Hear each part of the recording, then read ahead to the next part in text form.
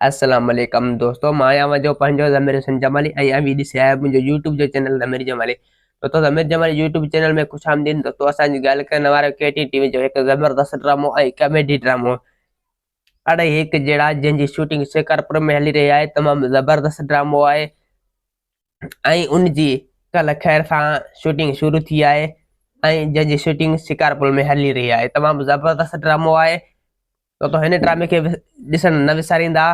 तो असां उन जे करे लेट कयो त ही ड्रामो लेकिन पहिरियां ज़ाहिर थी चुको हो। पोइ असां चयो त लेकिन पका सबूत मिलनि पोइ दोस्तनि जे अॻियां शेयर कंदासीं। तो उन जे करे असांखे काफ़ी टाइम लॻी वियो तव्हां ते शेयर कंदड़ ते। तो इहा पहिरियां असांखे ख़बर पइजी चुकी हुई ऐं असां वटि मैसेज बि अची चुका हुआ डायरेक्टरनि जा। तो उन जे करे असां चयो पका सबूत मिलनि त दोस्तनि ताईं शेयर कयूं ऐं दोस्तनि ताईं पुॼायूं। दोस्तो उन जे करे असां तव्हांखे अढ़ाई हिकु जहिड़ा ड्रामा ॾसे रहिया आहियूं। त अढ़ाई हिकु जहिड़ा ड्रामा अची रहियो आहे। केटी टीवी वारनि जो ज़बरदस्त ड्रामो आहे जंहिंमें मजू सतार लाड़ वारा ऐं ज़बरदस्त कैरेक्टर करे रहिया आहिनि ऐं ज़बरदस्त ड्रामो आहे। ऐं तो ही ड्रामो कॉमेडी ड्रामो आहे यानी फनी ड्रामो आहे। जीअं मस्करनि जो ॻोठ हो ऐं सॼो लॾे पाॾे ते इहे उमेद आहे त तव्हां ॾिठा हूंदा। तो ही बि अहिड़ो ड्रामो आहे यानी फनी ड्रामो आहे।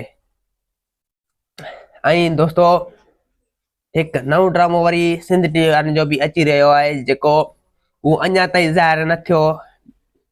ही अढ़ाई हिकु जहिड़ा न ही केटीन टीवी वारनि जो ड्रामो आहे। दोस्तो ही जेको मां तव्हांखे ॿुधाए रहियो आहियां ही केटीन टीवी वारनि जो ड्रामो आहे ऐं ॿियो ड्रामो सिंध टीवी वारनि जो पेश आयो आहे जेको माना थोरो ज़ाहिर थियो एतिरो ज़ाहिर न आहे थियो। अगरि एतिरो ज़ाहिर थींदो त असां तव्हां ताईं ज़रूरु पहुचाईंदासीं।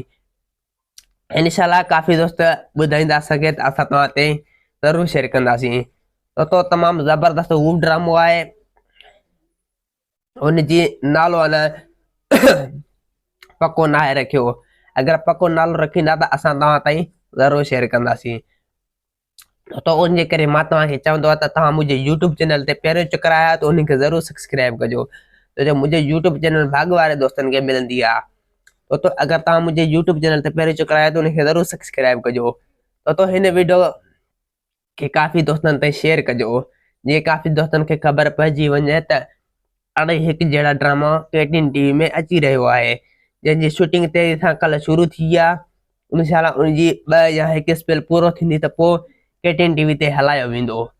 तो उहो हलायो वेंदो त असां तव्हांजे अॻियां हू ड्रामो बि पेश कंदासीं। अढ़ाई हिकु जहिड़ा कॾहिं हलंदो इहो बि तव्हांखे ॿुधाईंदासीं।